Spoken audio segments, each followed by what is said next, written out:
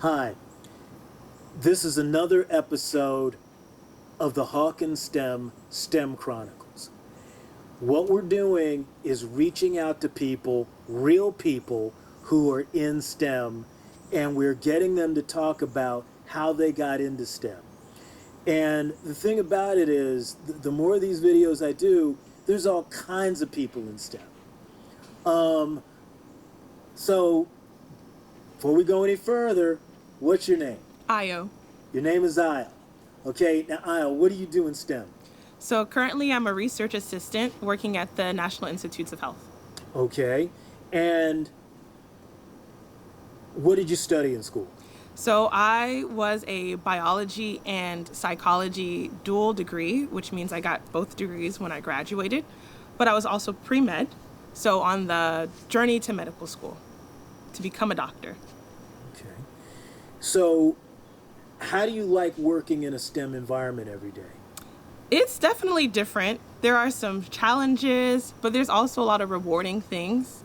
I think for me, working as a research assistant, it's just one step in the journey to becoming a physician because you do need experience.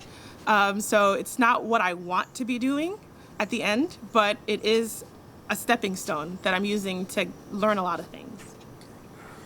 So, how many people do you work with in STEM? Ooh, that's a good question. So I work with a small team of about 15 people, but we are just one lab that's in a branch of like 5 or 6 different labs. Okay, so tell me about what you did. Now, you just graduated, right? 3 years ago. Okay, graduated 3 years ago. Tell me about what STEM classes you took when you were in your undergraduate. That's a great question. So on the pre-med, there's like a lot of prerequisites in order to apply to med school. So I took a lot of the basic pre-med requirements: biology, chemistry, statistics, calculus. Let's see. Some other classes. You need to be well-rounded. So I took some social sciences and some art classes as well. Okay. Now, your math, did you take chemistry? I did. Did you take physics? I did. Did you take organic chemistry? I did. What other hard sciences did you take? I did. I took biochemistry, which was really difficult. Yeah, those were a couple. Now, when you were in these classes, did you have any problems? Yeah, definitely a lot of problems. It was I think going to college was harder than I expected it to be, coming straight out of high school. So I did have that initial, it was like a hard transition a little bit, those first 2 years. But then with some tutoring and some help, I checked out a lot of resources that my friends were using, which was super helpful. And then I had to change my study habits. It wasn't the same type of studying that I had to do in high school. So, yeah. Well, now, tell me about that. So when you say that you had to change your study habits, what does that mean? So I think in high school, it was a little bit easier in terms of studying for the day-to-day classes. I took a lot of dual enrollment courses, which is when you take courses that are at a college level, like at a community college. So I took some courses at PGCC, which made a lot of the high school courses easier. So in terms of studying for college, it was more so having to, sit down with the books every day, take practice problems, listen to the lectures, go back home and practice those lectures and listen to them and become really involved in what I was studying in. So putting a lot more time. Okay. Now, before we go any further, just going to stop because you said one thing. I want to make sure that everyone understands it. You mentioned an acronym, PGCC. Yeah. What does that mean? That's Prince George's Community College. Okay. Now, is that 2 years, 4 years? It depends. I know some people who graduated and got an associate's degree from PGCC, but it's not the end point if you're doing dual enrollment. You can just take some classes, which is what I did, or you can graduate with an associate's degree and take about, I forgot what the credit limit or what the credit maximum Sure. was, but I think it's around 30 to 60 credits. Okay. And then from there you went where? And then from there, I went to UMBC, which is the University of Maryland, Baltimore County. Okay. Now, Did you have problems asking for help when you were taking some of your science and math? I definitely did. I think the way I was brought up was that, you try to figure out what you're doing by yourself, and that did not help in college. So I had to, admit to myself that I did need help, and that took a lot of courage and a lot of energy from me. But it was great in the end because I found a lot of resources like tutoring. So that helped me get better grades and graduate on time. So where did you find the tutoring? I asked around to what my friends were doing who were also taking similar classes. So it was provided by the schools. Most universities have tutoring on campus that you can look into, and that's what I did. So one of the ways that you dealt with your problems is by asking your friends, Yeah. "What are you doing?" So I think that's really like an important thing to say. So now you're applying to medical school. Are you Yep. doing that now? Yes. What does that entail? That entails a lot of writing, Okay. a lot more writing than I thought I would have to do, but you have to get a personal statement. You have to write a work and activities page, which you can get more information online about that. You have to ask for at least 3 letters of recommendation, find schools that you want to apply to. There's a lot of money that's involved in applying to these schools, but there are a lot of resources that you can use, such as the free, what is it called? It's called FAP. I forgot what the acronym stands for, but FAP. And it's what the medical school AAMC, another acronym, which I cannot remember the name to, but that's what you'll use to apply to med school, at least in the States. And they provide some resources to students in need. So, in other words, there very well could be financial help for you to deal with some of these costs, applying to schools, applying to take the tests, applying, all that. Yeah, definitely. Okay. So now, what made you want to go to medical school? That is a great question, which I'm still trying to pinpoint the answer. Got a mosquito. That's okay. I knew really early on that I wanted to be a doctor. I think I remember just going to the doctor's office and loving the instruments they use, like the knee jerker. I have 4 brothers, so we went pretty often because we all had checkups. But I remember in middle school being called Dr. Telly by my teachers because they knew I was so passionate about wanting to become a doctor. Okay. How many doctors did you know growing up? 0. I didn't know any doctors like hand to hand. I knew the doctor that we saw. But that changes depending on what day you go. So I didn't have any personal relationships with doctors. And so at NIH, the National Institutes of Health, and we're going to close talking about that, but the National Institutes of Health, are you able to reach out and talk to any doctors there? Oh yeah, definitely. I work with doctors. I work with physicians, medical doctors. I work with clinical researchers, so people who got their PhD, so they're still doctors, just in the research realm. And day to day, I speak to lots of physicians, lots of clinicians. Okay. What do they tell you? Tell me to keep pushing. You got to be motivated. And a lot of them are very uplifting, and they help me on this journey, on this path of becoming a physician. So they tell me, to keep positive, keep pushing.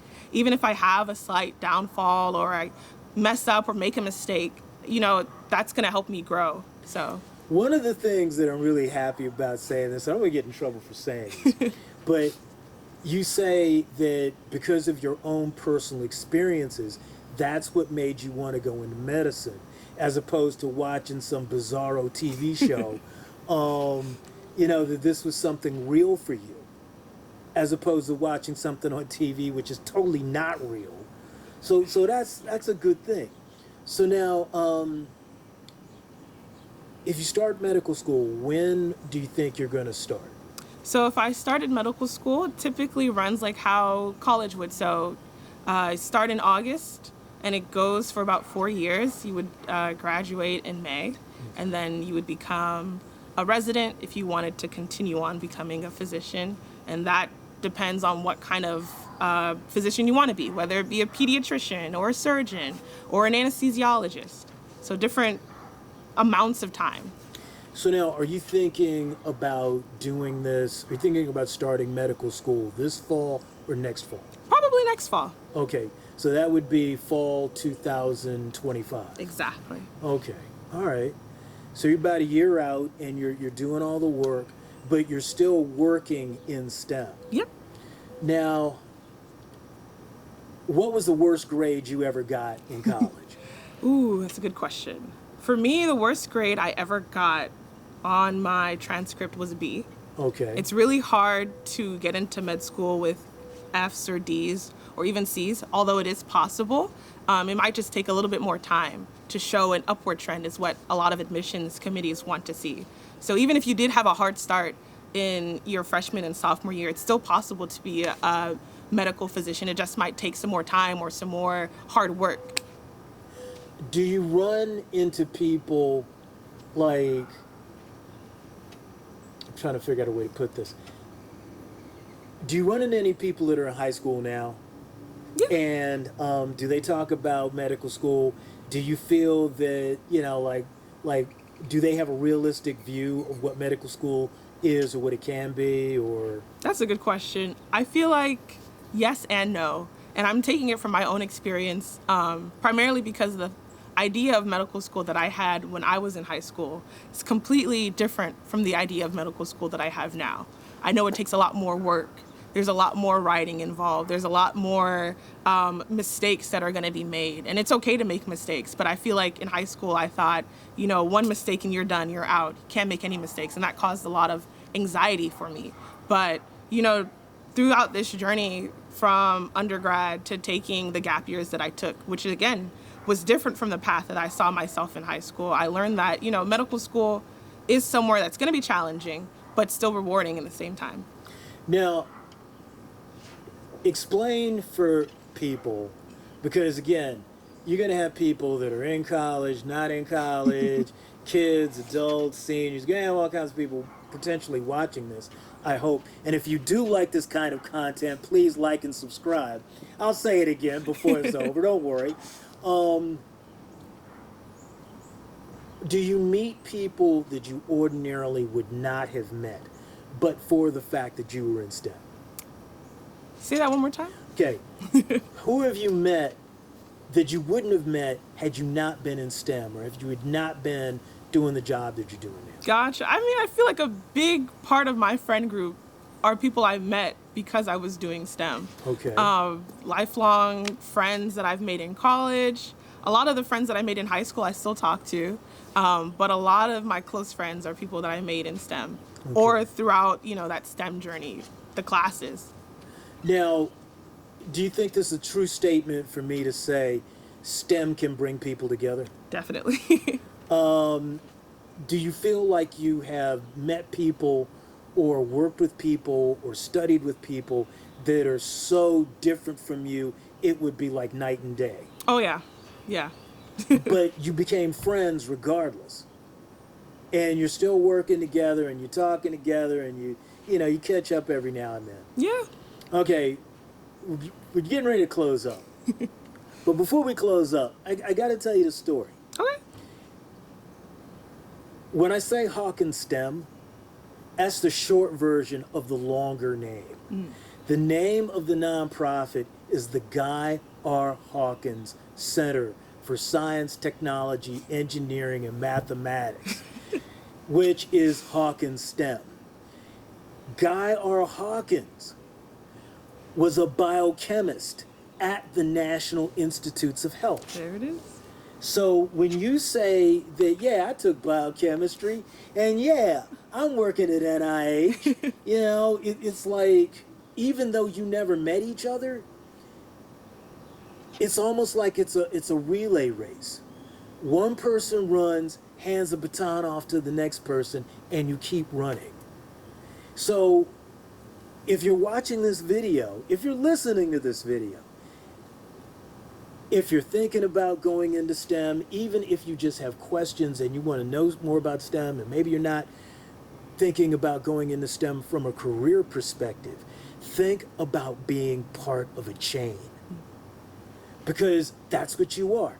When you're reading a STEM book, You may not know that person who wrote that book, but you're benefiting by what this person has to say. Yeah. You have teachers. Yeah, you know the teacher, and the teacher knows you, but you don't know that person's teacher. And so, but you're benefiting from what those teachers taught the person who's teaching you. You're part of a chain. Don't let go of the chain. Stay holding on to the chain. So again, I want to thank you. I want to thank you very much. And got anything else to say before we roll up? Be passionate, be bold, and stay motivated because, life is hard. STEM is hard, but it's definitely worth it. And with that, I want to thank you and have a good evening.